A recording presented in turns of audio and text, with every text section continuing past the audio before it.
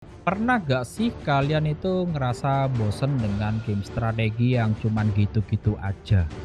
Cuman base, lalu kita tunggu timernya, dan tahu-tahu kita diserang sama musuh random.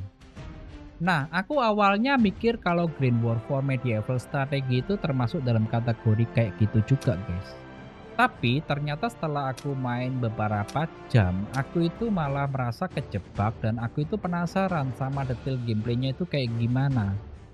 Jadi di video kali ini aku akan share cerita pengalamanku untuk main game ini tuh dengan plus review secara jujur apa yang bikin kita nage dan apa yang bikin kita bete. Jadi pas awal-awal kita main gamenya, kita itu langsung disodorin dengan peta besar ala kerajaan abad-abad pertengahan gitu guys. Ada pasukannya, ada hero-nya, dan ada misi campaign-nya. Nah yang bikin beda, game ini tuh nggak sekedar nyuruh kita itu nunggu timer. Justru dari awal kita itu langsung dilempar ke medan perang, kita atur pasukannya, kita atur posisinya di mana, kita atur dia itu maju atau mundur, dan strateginya itu turn based. Jadi ya cukup lumayan deh otak kita itu dibikin panas sama game ini guys. Aku sempat mikirnya itu gini, wah ini mirip board game klasik dicampur sama RPG dong.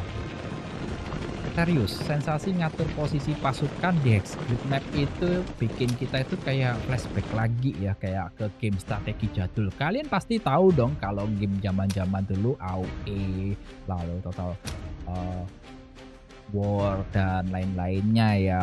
Nah, game ini tuh versi mobile-nya gitu.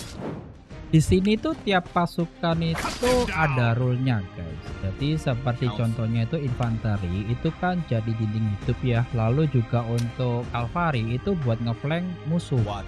Dan sama untuk range itu kalau di situ archer-nya itu bisa menjadi support guys sekaligus DPS-nya.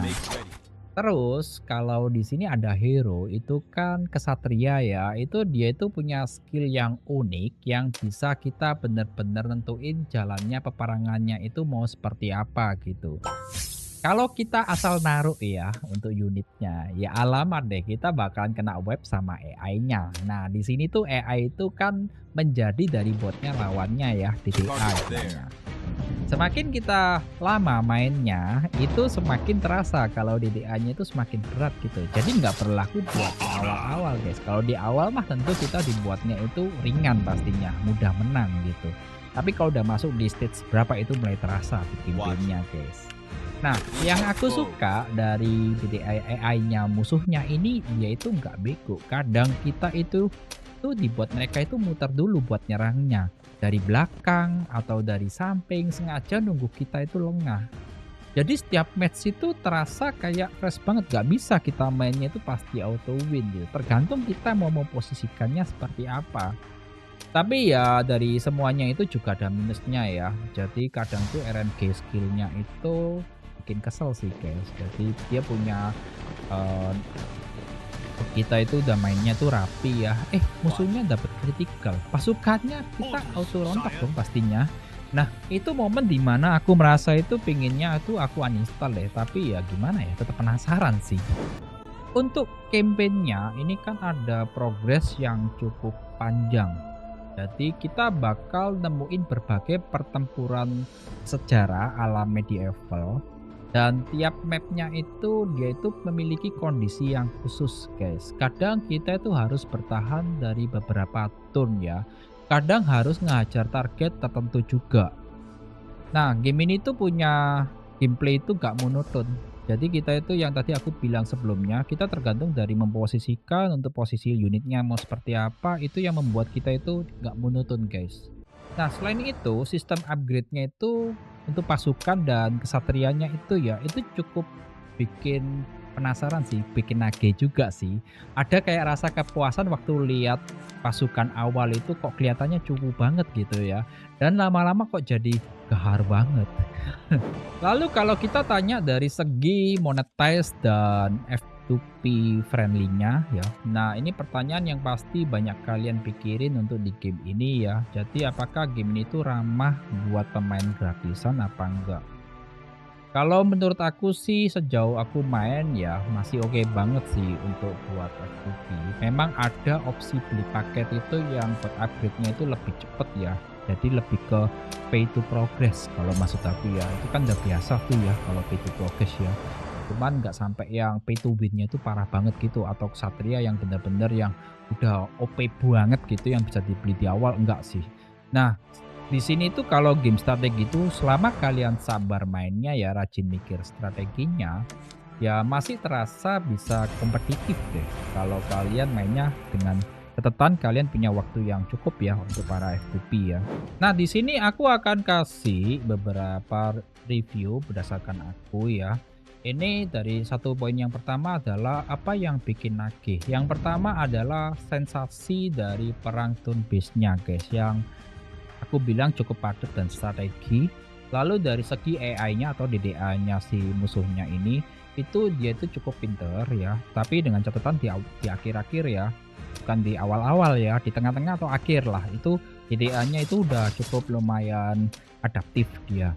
Nah, lalu yang ketiga adalah campaign yang panjang dan punya variasi misinya. Ini cukup menarik. Cuman ada poin yang kedua sih guys, ini yang bikin aku bete sih ya.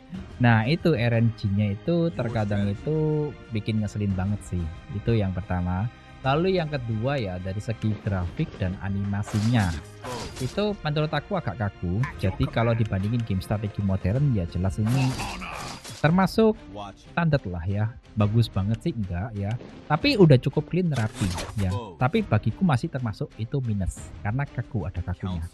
Dan yang terakhir adalah untuk UI-nya itu memang rasa sudah rapi, cuman masih berasa kayak old school ya. Jadi kemungkinan kalau kalian lihat di awal itu terasa enak dilihat sih, tapi lama-lama kalian akan ngerasain kayak kurang menarik buat gamer yang terbiasa tampilan yang flashy gitu ya. Ini nggak termasuk guys, ini lebih ke old school gitu. Buat kalian yang suka strategi klasik ala board game ya, lalu tactical strategi turn based ya, seperti game Grand War 4 Medieval Strategy, ya ini wajib kalian coba sih ya. Karena dia ini bukan tipe game yang santai yang ada auto battle-nya ya, atau autopilot kalau orang bilang biasanya.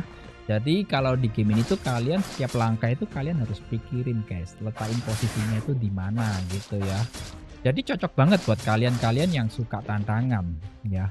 Tapi mungkin kurang cocok buat kalian yang tipenya itu casual, yang mainnya itu fast pace gitu. Itu beda guys. Ini di game ini tuh nggak cocok buat kalian yang seperti itu. Ini lebih ke mikir gitu, lebih ke kalian itu harus mainnya tuh benar strategi gitu.